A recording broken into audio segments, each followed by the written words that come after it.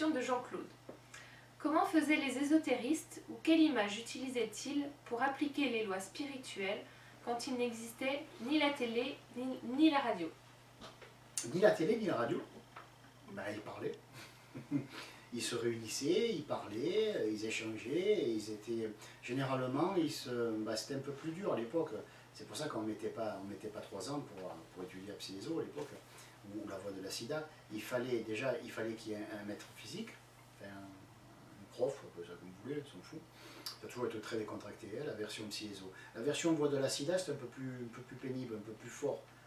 Parce que c'était l'enseignement qui cassait l'ego, voilà, comme on dit, ça le brisait pas, ça le détruisait pas, mais ça lui donnait une bonne rouste. Et le moi idéalisé, n'en parlons pas. Voilà, ça mettait les pendules à l'heure. Mais la psyéso, c'est beaucoup plus doux, on va dire, même si ça laisse pas de place pour l'auto-jugement, ni non plus pour se prendre pour ce qu'on n'est pas, c'est quand même un peu plus doux. Et donc à l'époque, il y avait un prof physique, et les gens se réunissaient autour de ce prof, et le prof enseignait, les gens posaient... Il y avait une partie enseignement, où il ne fallait pas déranger la personne qui parlait, et après, une fois que le prof avait terminé le cours du jour, ou de la semaine, ou du mois, ou de l'année, malheureusement, parce qu'il y en a qui venaient de loin, ben à ce moment-là, il y avait toutes les questions qui se posaient, et généralement, les cours de l'époque ne duraient pas comme maintenant, comme le temps d'une conférence, comme ça durait toute une journée, des fois même 2-3 jours. Ils s'arrêtaient, ils mangeaient, voilà, ils se détendaient, ils faisaient des exercices physiques librement ou sous le contrôle d'un des disciples les plus avancés et qui aimait bien ça.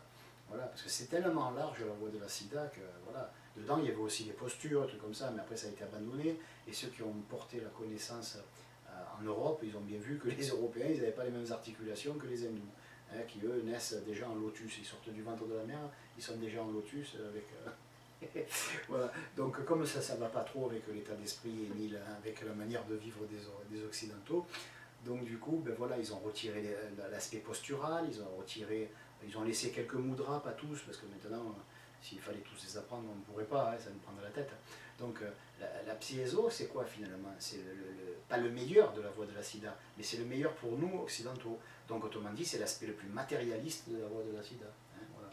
Donc à l'époque, comme il n'y avait pas de télé, il n'y avait pas de radio, il n'y avait rien, donc l'enseignement était transmis d'abord oralement, de tout temps, et après, quand il y a eu les écrits, que ce soit sur les papyrus ou que ce soit sur les imprimeries à Nuremberg ou d'autres trucs comme ça, là, en Allemagne, voilà, c'était des parchemins, c'était des livres après par la suite, voilà. Je ne sais pas quand est-ce qu'est né le livre, je ne suis pas historien de la question, je ne sais pas si le livre il a 100 ans, 200 ans, 300 ans, je pense qu'il a au moins, je sais pas moi, 400 ans ou 500 ans, je ne sais pas, les livres en France.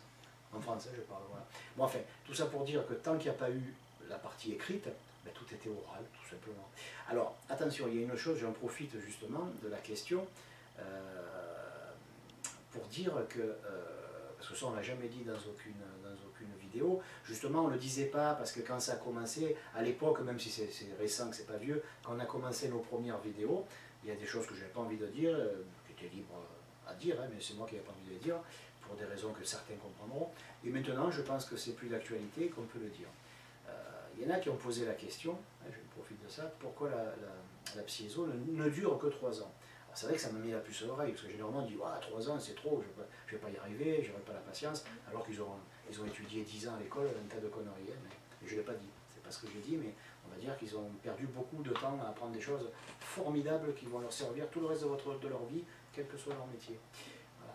Mais certains me posent la question inverse, et là on sent qu'il y a quelque chose d'autre, donc je respecte ça. Quand les gens me posent des questions intelligentes, ben, ma réponse se veut non pas intelligente, mais plus complète, par respect pour la question. Alors je dirais que quand les gens me disent comment ça se fait 3 ans, ça a l'air vraiment de peu, je leur dis en fait non, l'enseignement dure toute une vie, mais pas la psyéso. Alors ça veut dire quoi? Ça veut dire que pendant 3 ans, vous n'allez pas recevoir un enseignement quand vous rentrez dans la psyéso et que vous étudiez la psyéso. Vous recevez des outils qui vous permettent, à la fin des 3 années, de vous brancher directement et d'avoir accès au maître, au grand maître, et à tous ceux qui ont la connaissance de l'autre côté, et de recevoir la connaissance de la voie de la sida, qui elle peut être donnée après la psyéso. Si elle est donnée avant, il n'y a pas un Français sur 1000 qui tiendra le choc. Mais si elle est donnée après, ça passe beaucoup mieux, parce que l'ego a été pacifié, le moi idéalisé s'est calmé un peu, ou du moins la personne a compris où étaient les risques et les dangers, et elle se voit quand elle faute. Elle continue à faire des bêtises, à dire des bêtises, mais là, elle est là. et elle est consciente qu'elle a dit une bêtise, qu'elle a fait une bêtise, qu'elle s'est fait mener par le bout du nez par l'intellect, ou que son ego a parlé à sa place, ou que son moi idéalisé a parlé à sa place. Et ça vaut de l'or. Parce qu'un grand maître ne va pas avoir la patience de prendre un élève à 0. Et il va pas y arriver. C'est pas, il a autre chose à foutre. Donc la personne reçoit un enseignement sur 3 ans pour être préparé à se brancher et recevoir l'enseignement pendant la nuit, pendant le jour, télépathiquement. De même que moi, je channelise, donc je reçois quelque chose. Donc voilà, j'ai appris à le faire. Et si un prof m'avait dit tu vas étudier 10 ans à le faire, j'aurais dit mais c'est n'importe quoi. Je vais étudier le temps de la technique, et même si j'y arrive pas la première année, j'y arriverai tôt ou tard, et après mon entraînement sera le temps qui passe à l'employé. Voilà. De la même façon, la psyéso, vous pensez bien qu'elle ne durera pas 3 ans, mais il faut 3 ans pour avoir les outils, et après il faut le reste de notre vie pour nous en servir. Et il y en a qui se servent que de certains outils, il y en a qui se spécialisent, il y en a qui se sont mis à leur compte, qui se sont spécialisés, qui se sont mis dans ceci, dans cela, dans les soins, je ne sais pas, il y en a qui font même des massages, des trucs comme ça, mais ça les a profondément marqués, la psyéso. Même ceux qui ne sont pas allés jusqu'au bout, ça les a profondément marqués, parce qu'il y en a qui s'arrêtent avant, hein, ça les a profondément marqués, et ceux qui sont allés jusqu'au bout, ben, ils ont vraiment la capacité de se brancher à volonté, même s'ils n'en ont pas. Des fois on se dit, oh, ben, j'aimerais bien que le maître vienne, il me tape sur l'épaule. Oui, bien sûr, il peut aussi venir taper le carton avec nous, mais non, il a peut-être autre chose à faire.